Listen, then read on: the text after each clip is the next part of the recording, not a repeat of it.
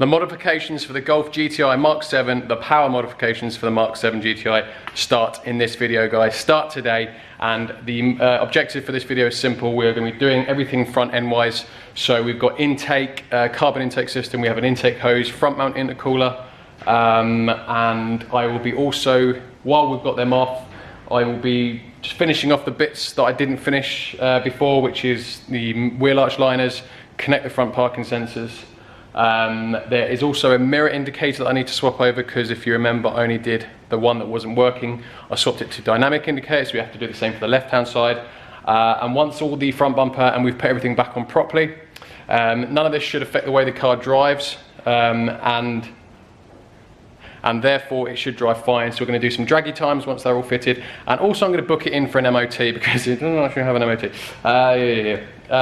So yeah, that is the objective for today's video, guys. Get the front end modifications sorted, get everything back up to a standard where it should be fully roadworthy with an MOT on, and then once that's done, in the coming videos there will be the turbo to fit, the turbo back exhaust, and we've got an Autotech fuel pump, new injectors, matte bar sensor.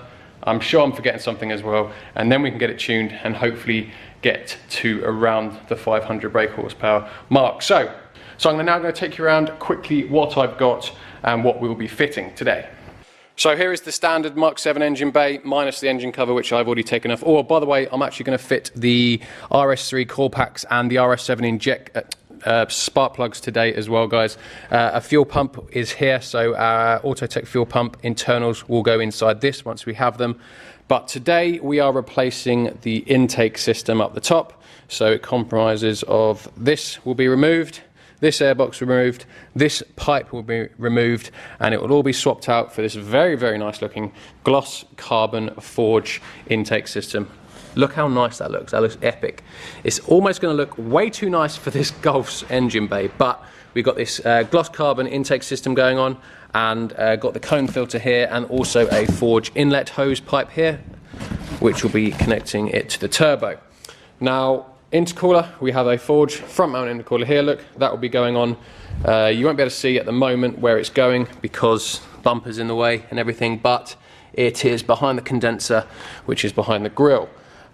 We've got our other dynamic indicator here, look, and that is, I'm going to order a new coolant ball because that looks crap, and it annoys me every time I open the engine bay. So if I order one and get it before this video finishes, I'll fit that as well. But yeah, that is what we're doing. So first thing we need to do, obviously, get the car onto the ramp, front bumper off, and we'll probably start with the intercooler.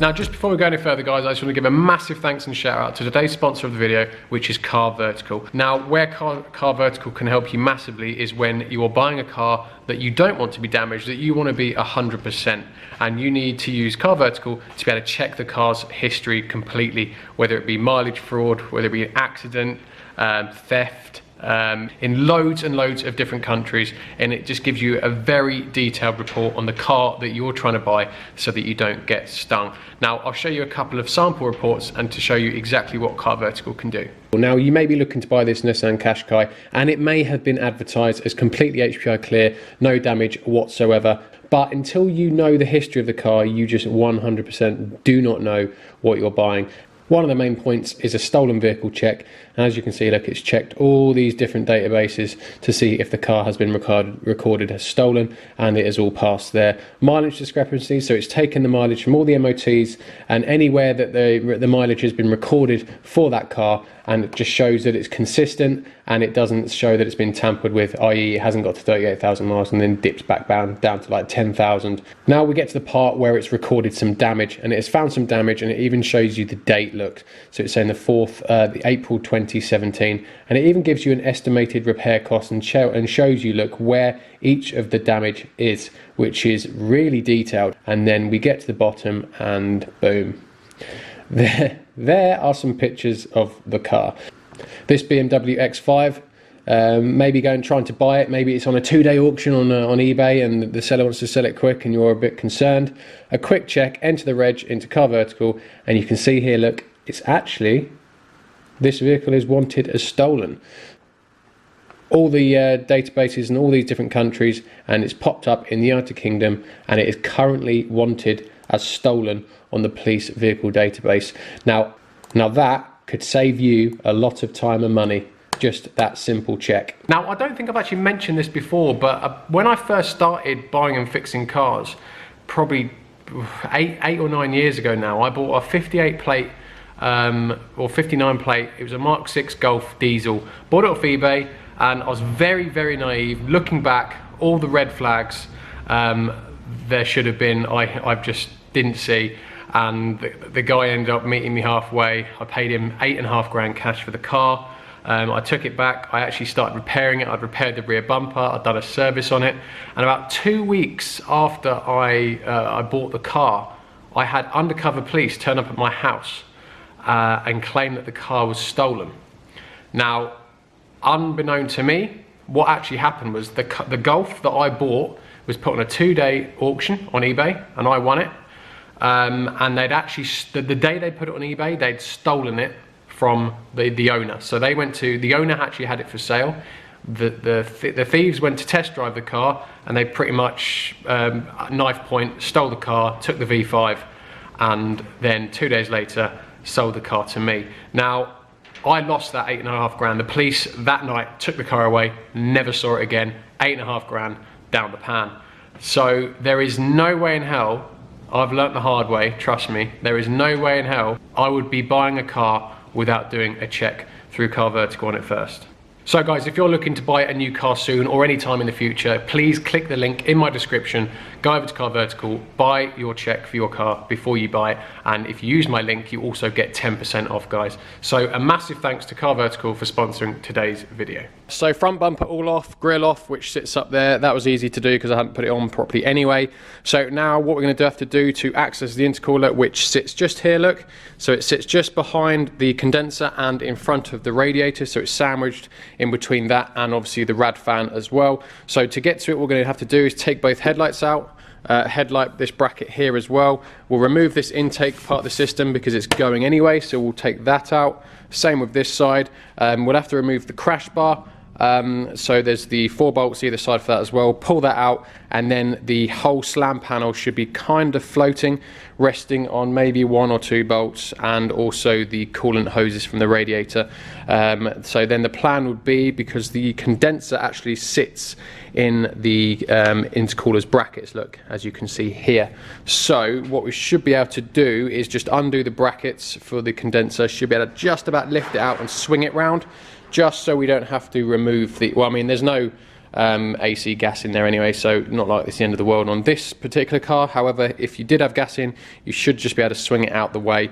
Undo the intercooler bolts, which are, it's either that one or it's behind there, because it's screwed to the radiator, and then you should just be able to pull it forward and plonk it out.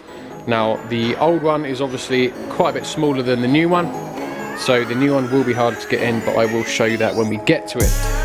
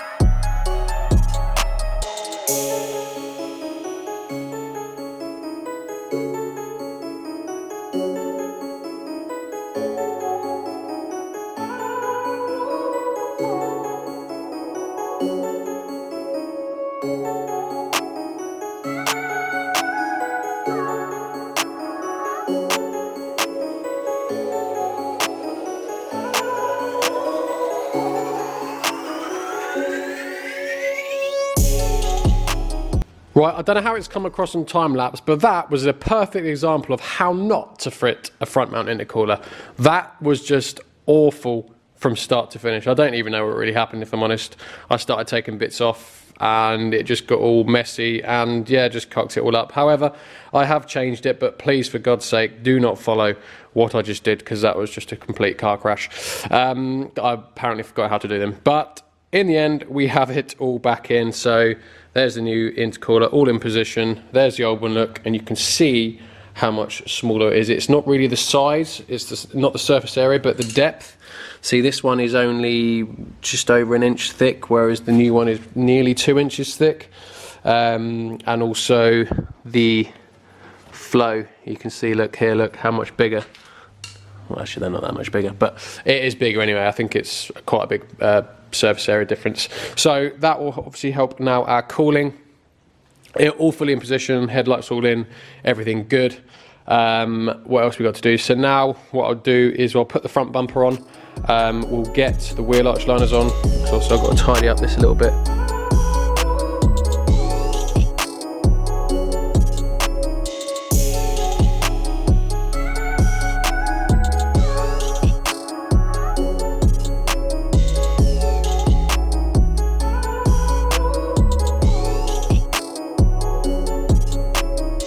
So now moving on to the intake, and as you can see, the first thing we need to do is fit my intake hose, and I think this is probably one of the biggest gains in power that you can have without a remap. I think this will add like up to 10 brake horsepower, this, probably a little bit more when it's mapped in. So we're replacing this hose here, and you can just see the size difference. It's absolutely massive compared to this one. So what I'll just do now is I'll just remove this, and then I'll show you why it is a lot, can provide a lot more power. Right, so I've just moved the intake hose and the turbo elbow, and here we go. Look, that is why you can see that this makes the most gain. I mean, look how small that elbow is there compared to this beast. Now, yeah, that is why it has such a big gain in power. So we'll get rid of that, we don't need that. Oh, probably just broke it. However, this probably will not be coming back off. So we're gonna fit this, literally just slot it in, twist it up, and that will sit in position like that. And then we'll get our carbon intake across the front, and it will look epic.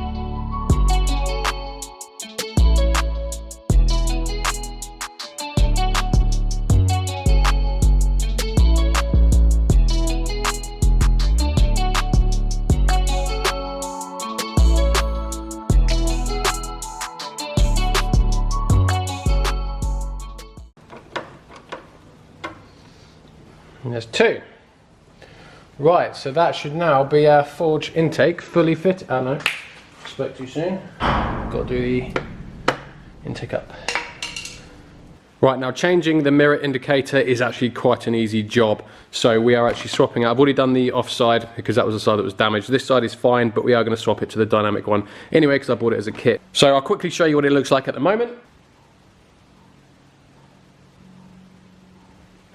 So the kit I bought actually came with a little lever bar in it. And you use that lever bar, the mirror would be here, and you literally just carefully put it in the top and just prise the mirror out slowly without breaking it, get it off. And then once you're here, there's two Torx 10 little screws here that go there and there. Remove those, and if I can see it, in here there's some tabs. So there's I don't know if you'll be able to see, there's a tab in this top corner here.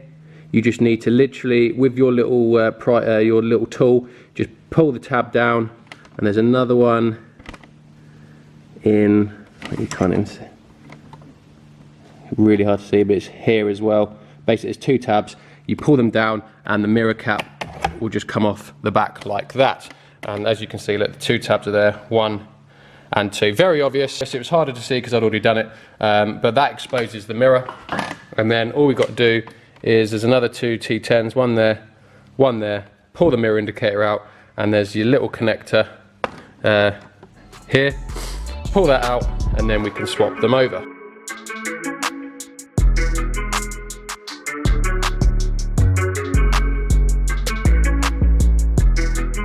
We've got our dynamic smoke indicator here, look. So I'm just putting, as soon as that one works, I shall not discard it. Right, so now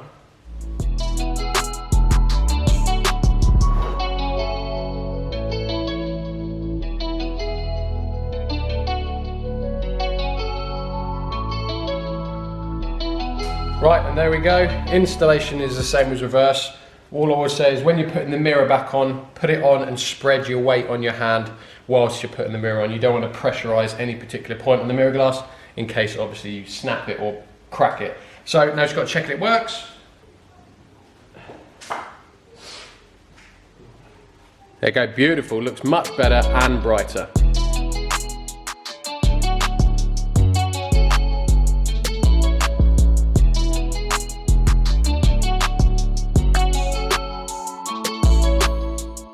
So after that quick wash, I took it over to MOT, and yeah, my curse of cars is continuing.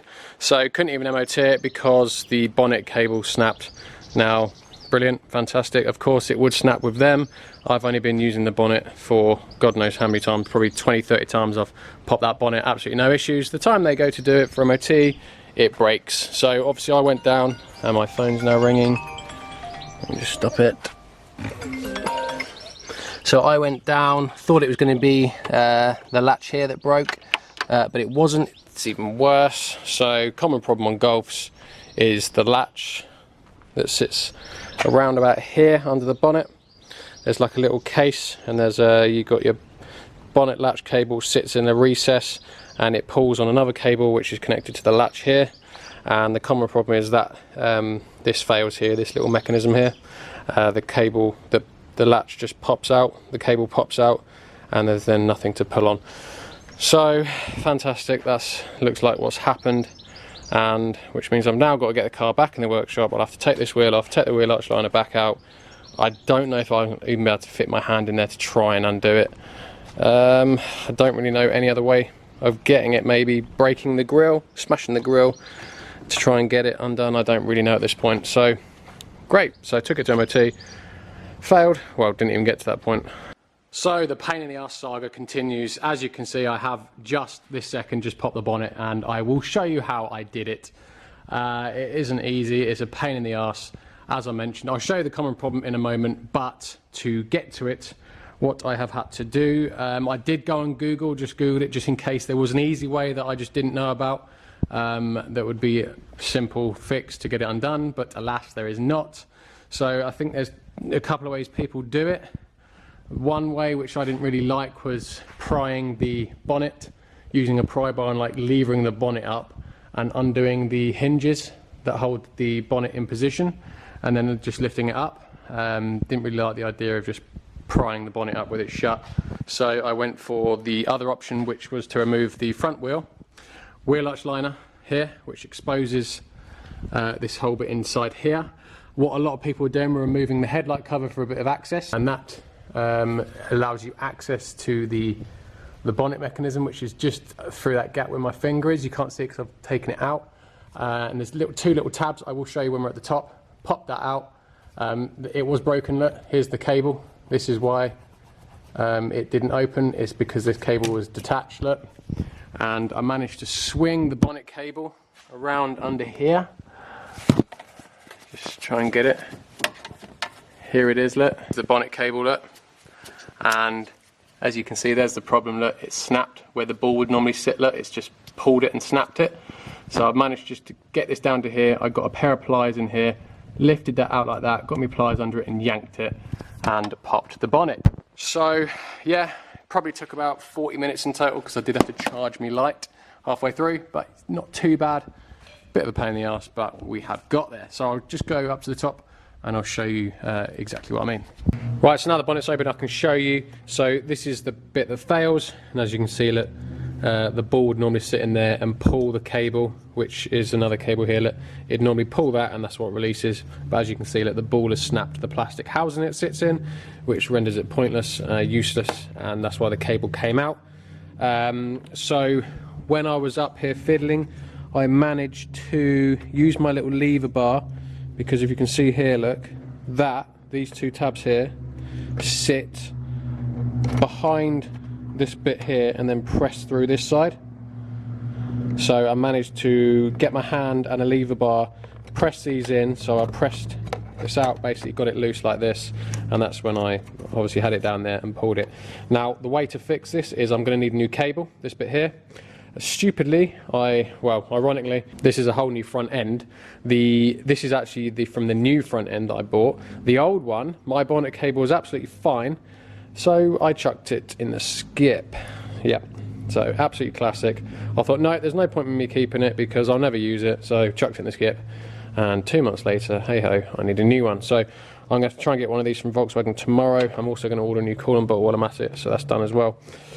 But no, yeah, so not too bad. Didn't end up having to smash the hell out of my grill, which would have been a lot more expensive repair. So unfortunately, guys, that has brought a premature end to the video. I did want to go out and do some draggy times. However, because obviously the car couldn't get to MOT, and I've now had to order a bonnet latch cable, I can't take it to MOT, so I can't really finish the rest of the video off. I can't put it back together really, because I need to now take the grill out, change the latch over. So unfortunately that has brought an end to today's video. However, in the next video we will be finishing off getting the cable and the coolant bottle fitted, MOTing it, and then we'll do some draggy times, and we can look to continue with the modifications. So as always, guys, thank you very much for watching, and I'll check you in the next one, and hopefully, for God's sake, it'll be some good news with the Golf. Cheers, guys.